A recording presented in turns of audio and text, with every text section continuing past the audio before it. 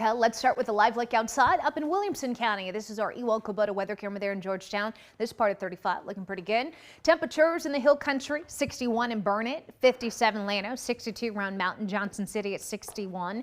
Looking at the Austin Metro, we've got temperatures at 64 in Taylor, 65 Austin, 61 in Wimberley, and 65 down towards San Marcos. Eastern communities, Elgin at 62. You picked up over an inch of rain out there in Elgin yesterday. 65 and getting 67 Muldoon. Cameron at 63, as mentioned earlier. Weather service crews are going to be out surveying any sort of damage they can find with a confirmed tornado on the ground yesterday. That was confirmed by law enforcement. It was just to the south of Cameron before it moved north out of the county by the end of the noon hour. It didn't necessarily last too long, but still a confirmed tornado nonetheless. High temperatures today, getting into the upper 80s. It's going to be pretty seasonable. We will see a mix of sun and clouds for most of the day. As far as your pollen count goes, there's nothing that flared up as a huge issue, but brand new numbers this morning showing low levels of ash, elm, grass, and hickory. We were a little higher with our elm, grass, and hickory count. Page 2 showing mold, mulberry, oak, and willow. No change in oak, but we did have some higher amounts of mold in willow underneath the microscope.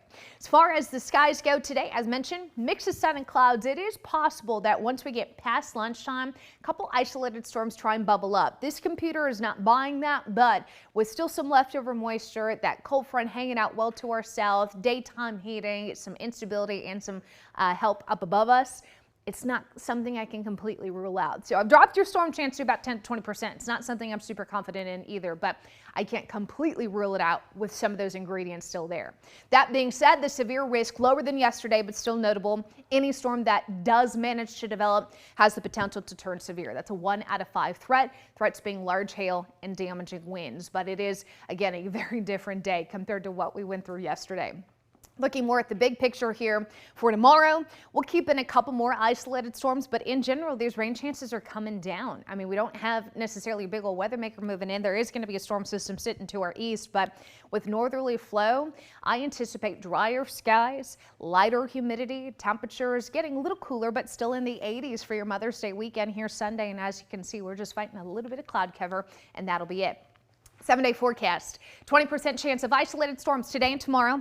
Highs in the mid-80s. Believe it or not, those are some of the warmer temperatures for the rest of the work week as we see highs come down to the lower 80s Friday, up to about 80 on Saturday, mostly to partly sunny skies. Mother's Day looks fantastic with that high of 83.